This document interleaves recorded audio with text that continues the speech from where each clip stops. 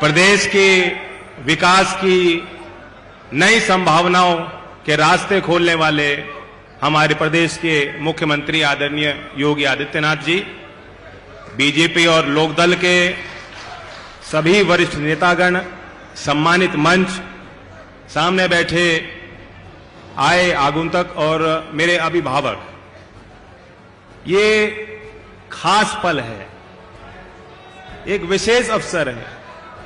परंपरागत तौर पे जितने भी बड़े बड़े चुनाव यहां हुए हैं बागपत में, पहले तो चुनाव की शैली अलग होती थी। चौधरी चरण सिंह जी के समय वो आके एक ही मीटिंग करते थे। बताओ, पुराने लोग बैठे हैं, एक ही मीटिंग करते थे। वो मीटिंग होती थी, उसमें फैसला हो जाता। लेकिन हर चुनाव में बड़ौत की सभा ने एक निर्णायक फैसला लेने के लिए हमें ताकत दी है और ऊर्जा दी है। आज चारू भी दिल्ली से चल के इसलिए आई, उस पर कोई पद नहीं है। अशोक जी कह रहे थे राष्ट्रीय पदाधिकारी नहीं है, वो राजनीतिक रुचि है, लेकिन राजनीतिक तौर पे वे सक्रिय नहीं है। वो मेरे समर्थन में सहयोग करती हैं और वो आपको देखने आई हैं। और जब डॉक्टर सांगवान जी का टिकट हुआ, उसी दिन शायद मुझसे ज्यादा खुश या सांगवान जी से ज्यादा खुश चारू थी, और चारू ने कहा हम उनके लिए जरूर जाऊंगी। तो आपसे आके उन्होंने संवाद किया और मैं बैठा चारू की बात सुन रहा था। पीछे से एक हमारे पार्टी के वरिष्ठ नेता आए, उन्होंने कहा अब तो आपका नंबर कट गया, अब तो इन्हीं को बुलाया करेंगे। तो आपका प्यार है और ये हम सब के लिए भावुक पल हैं। चौधरी अजीत सिंह जी की कर्मभूमि है। आज यहां जिस हॉल में ये सभा हो रही है आयोजित, साथ में जो हॉल है, इसका निर्माण चौधरी अजीत सिंह जी ने यहां के नौजवानों के लिए, यहां के खिलाड़ियों के लिए किया। यहां के बागपत जिले के हर कोने में आपको लोग मिल जाएंगे जो हमारे परिवार के तौर पे उनका नाता है, रिश्ता है और प्यार, और वही प्यार मुझे भी ताकत देता है। मैं जहां भी हूं, जिस लायक हूंगा, मैं क्षेत्र के लिए सदैव समर्पित रहूंगा। मैं चुनाव भले ना लड़ रहा हूं, लेकिन आपके मान सम्मान की लड़ाई जब भी लड़नी पड़ेगी मैं लड़ूंगा। और आपको एक बेहतर वकील, एक अच्छे इंसान, एक नेक इंसान, इन्होंने अभी बताया अगर ये चाहते तो अपने लिए संपत्तियां अर्जित कर सकते थे। इन्होंने बताया मेरे पास कोई संपत्ति नहीं। अपने आप में कोई उपलब्धि नहीं होती। आमतौर पर आदमी कहेगा भाई जो आदमी सफल नहीं हुआ क्या करेगा। संपत्ति इनकी इसलिए नहीं है कि जवानी में इन्होंने फैसला ले लिया था चौधरी चरण सिंह जी की बात सुनकर कि जो कुछ भी मैं करूंगा मैं समाज के लिए करूंगा। तो ऐसे व्यक्ति का चयन, और यहां उन्होंने नारा भी दिया कि चलेगा नल और खिलेगा कमल। लेकिन खिल तो डॉक्टर साहब आप भी रहे हो। थकान महसूस हो रही नहीं हो रही? मैं देख रहा हूं दुर्गति हो रही है। कभी ट्रैक्टर में बैठा, कभी पैदल चला, कभी धक्का मुक्की, कभी कंधे पे उठा रहे हैं, लेकिन आप मुस्कुराते रहते हैं। और एक और खूबी इनकी है कि जब पॉजिटिव सोच, अगर कोई व्यक्ति सकारात्मक ख्याल रखता है, मन में इरादे रखता है मजबूत, तो कोई चीज नहीं, कोई लक्ष्य नहीं जो आदमी हासिल नहीं कर सकता। सांगवान जी के बारे में बताता हूं। पार्टी से संबंधित कठिन से कठिन काम इनको जब मैं कोई सौंपा जाता था, चौधरी अजीत सिंह जी बुला के कहते थे कि ये करना है, जो बिल्कुल असंभव काम हो, यही मुस्कुरा के वो कहते थे हो जाएगा जी, हो जाएगा जी, करेंगे, हो जाएगा। तो ये एक एटीट्यूड है, ये एक मानसिकता है, और ये नेताओं में होनी चाहिए, क्योंकि ये काम आसान नहीं। जनप्रतिनिधि रहना, सारे तमाम जनप्रतिनिधि यहां बैठे हैं, हम लोग कोशिश ही तो कर सकते हैं। जनता के सारे काम होने संभव नहीं, लेकिन जनता ये चाहती है, जो आदमी आता है अपने दुख को वो बताना चाहता है, पीड़ा बताना चाहता है, उस समाधान ढूंढना चाहता है, वो चाहता है मेरी सुनवाई हो। ये भी इनकी खूबी है। वे अपने विचार आप पे थोपेंगे नहीं। आपकी बात सुनने की क्षमता डॉक्टर साहब में है, वो धैर्य है।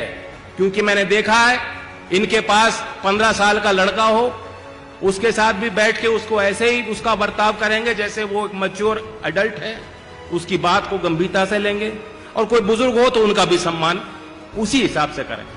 तो ये इनके गुण हैं। यहां तो मुझे ज्यादा बताने की जरूरत नहीं, इस क्षेत्र के लोग इन्हें अच्छी तरह जान गए हैं, और ये महत्वपूर्ण पद है, बड़ी जिम्मेदारी आपके आशीर्वाद से हम सब लोग चाहते हैं इनको मिले। लोकसभा के सदस्य बनेंगे, ये जो वोट आप देंगे ये मुझे तो ताकत देगी।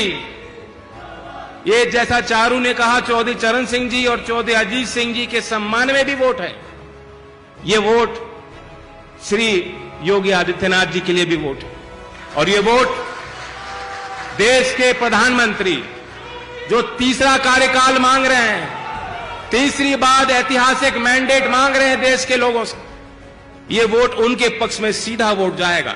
तो इसका भी ख्याल आप रखना, क्योंकि बागपत वो क्षेत्र है जो एमपी नहीं बनाता, प्रधानमंत्री बनाता है। बागपत का मतदाता प्रधानमंत्री बनाएगा। बागपत हम सीट जीतेंगे, एनडीए जीतेगी, तब 400 पार का नारा पूरा होगा और तब प्रधानमंत्री नरेंद्र मोदी जी शपथ लेंगे। योगी जी का बहुत बड़ा आशीर्वाद मिल रहा है। तीसरी बार हम लोग चुनावी मंच यहां बागपत क्षेत्र में साझा कर रहे हैं उनके साथ, और मैं जानता हूं क्योंकि योगी जी का भी एक इंप्रेशन है लोगों पे, लोग सोचते हैं बहुत सख्त हैं, सख्ताई भी कर सकते हैं करनी हो, लेकिन मैं जानता हूं कि मेरे लिए ये नर्म रहेंगे और बागपत वासियों के लिए नर्म रहेंगे। बागपत का कोई आदमी चला जाएगा, अपनी बात रखेगा तो पूरी सुनवाई होगी और पूरे काम होंगे, क्योंकि आचार संहिता लग रही है, इससे ज्यादा मैं कुछ कह नहीं सकता। और मैं जानता हूं बागपत वाले वैसे भी होशियार हैं, अपने काम कराने में अव्वल नंबर 1, पीछे नहीं किसी से, मेरी भी जरूरत नहीं पड़ेगी, सीधा ही काम हो जाएंगे आप। तो आपके चेहरे पे रौनक बनी रहे, और मैं गंभीरता की बात आपको करना चाहता हूं, मैं कोई भाषण नहीं दे रहा। आज आकर्षण के केंद्र बिंदु योगी जी हैं, उनको भी सुनूंगा। सीधी मेरी आपसे अपील है, क्योंकि हमने पहले चरण को देखा है, आपने भी महसूस किया हो मतदान करना कितना महत्वपूर्ण है। जो गति बनी है देश की, वो गति ना टूट पाए। और हमारा मुकाबला भी आप देखेंगे किन से है, मुकाबला तो दो में ही है, एक इंडिया है, एक एनडीए। इंडिया नाम तो अच्छा है, काम कुछ नहीं है। जैसे केले के ऊपर बंदर लड़े, उसी ढाल लड़ेंगे बाद में आपस में। अभी लड़ लिए, प्रधानमंत्री का कोई दावेदार नहीं है। हमारे पास तो एक अच्छा चेहरा है जिसके काम को लोगों ने देख लिया, पहचान लिया। इनके पास कौन प्रत्याशी मैं नहीं जानता। योगी जी आप जानते हो कौन है इंडिया का प्रत्याशी, कौन है प्रधानमंत्री का? नहीं जानते, योगी जी भी नहीं जानते, कोई नहीं जानता। तो बाद में लड़ेंगे, अभी लड़ रहे हैं, और कोई एजेंडा नहीं है। सामाजिक सुरक्षा की बात कर रहे हैं, न्याय की बात कर रहे हैं, लेकिन जमीन पे आपने देखा पिछले 5-10 वर्षों में जो काम हुए, करोड़ों लोगों के घर में शौचालय बने, करोड़ों गरीब लोगों के मकान बने, करोड़ों आपके घरों का विद्युतीकरण हुआ, करोड़ों किसानों को सीधा सम्मान निधि मिली, और मान सम्मान की बात जो है, देश की आदमी को, देश के गरीब व्यक्ति को कभी झुकना ना पड़े, उसके मान सम्मान का ख्याल भी सरकार रखती है। तो दूसरी तरफ जो नेता वो कह रहे मुझे मौका दे दो, टकाटक झटाझट गरीबी खत्म कर दूंगा, कोई फॉर्मूला नहीं है, कोई नीति नहीं है। अमीर और गरीब के बीच में जो अंतर है ये कम होना चाहिए। ये विकसित भारत के सपने का हिस्सा है। विकसित भारत अगर हमें लक्ष्य पूरा करना है तो महत्वपूर्ण कड़ी है। लेकिन चौधरी चरण सिंह जी ने रास्ता दिखाया था। वो कहते थे किसान को आगे करो, गांव को देश के विकास का बुनियाद बनाओ, क्योंकि ग्रामीण अर्थव्यवस्था देश में है, और कमेरे का सम्मान करो, मजदूर का सम्मान करो, श्रमिक का सम्मान करो।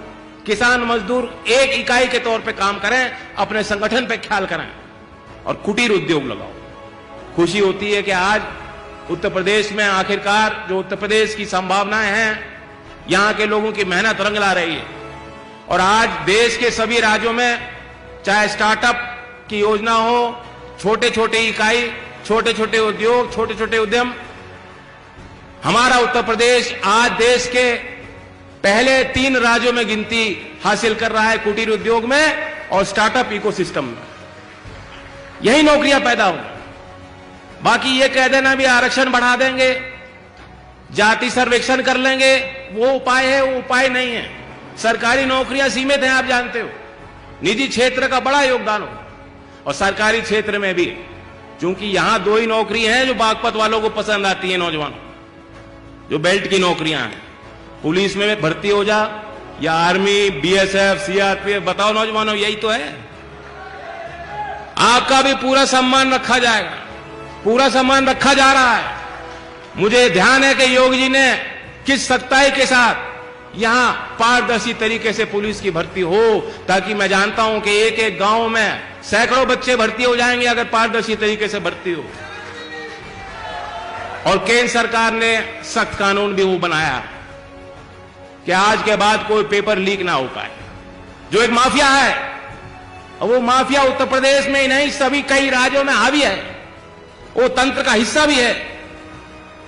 उसको जड़ से खत्म करने के लिए सख्त कानून केंद्र सरकार ने बना दिया है कि जो कोई पेपर लीक माफिया होगा वो देशद्रोह के उसमें जो है उस श्रेणी में आएगा और सख्त से सख्त उसके खिलाफ कानूनी कार्रवाई।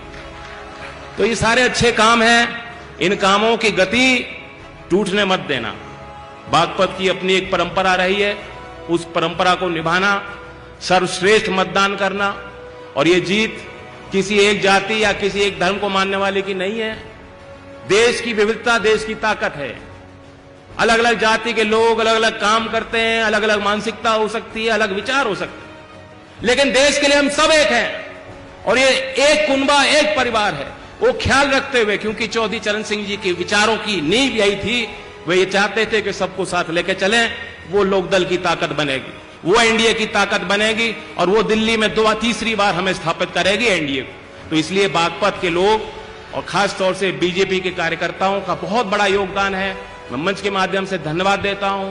यहाँ पदाधिकारी भी लग रहे हैं, विधायक भी लग रहे हैं, दूर से नेता आके यहाँ बारीकियों पे नजर कर रहे हैं, एक एक पन्ने पे विचार हो रहा है। आखिरकार काम आपको करना पड़ेगा जो बैठे हैं सामने, ये काम आपके हाथ में होगा। तो ऐसा बटन दबाना, चल जाए नल और खिल जाए कमल। अब की बार धन्यवाद। जय